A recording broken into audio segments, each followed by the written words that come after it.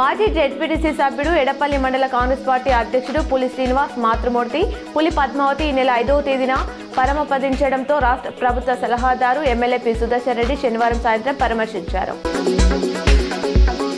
హైదరాబాద్లోని మియాపూర్లో హైడ్రా భారీ ఆపరేషన్ చేపట్టింది. మక్తా మహబూబ్ పేటలో 15 ఎకరాల ప్రభుత్వ భూములను కాపాడింది. భూ ఆక్రమణల ఫిర్యాదుతో రంగంలోకి దిగిన హైడ్రా అక్రమ నిర్మాణాలను తొలగించి తాజాగా హద్దులను నిర్ణయించి ఫెన్సింగ్ వేసింది. ప్రభుత్వ భూమిగా పేర్కొంటూ బోర్డులు ఏర్పాటు చేసింది. ఈ భూముల విలువ 3,000 కోట్లు ఉంటుందని పేర్కొంది.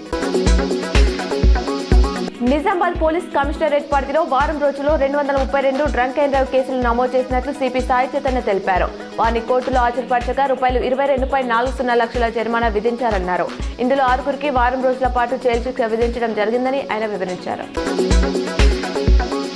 తెలంగాణలోని ప్రధాన ప్రాజెక్టులకు ఆర్థిక సాయం చేయాలని డిప్యూటీ సీఎం బట్టి కేంద్ర మంత్రి నిర్మలను కోరారు.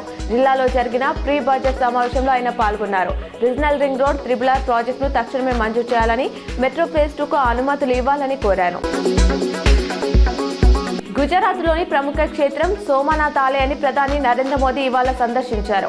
1000 సంవత్సరాల క్రితం ఈ ఆలయంపై తొలిసారి దాడి జరిగింది.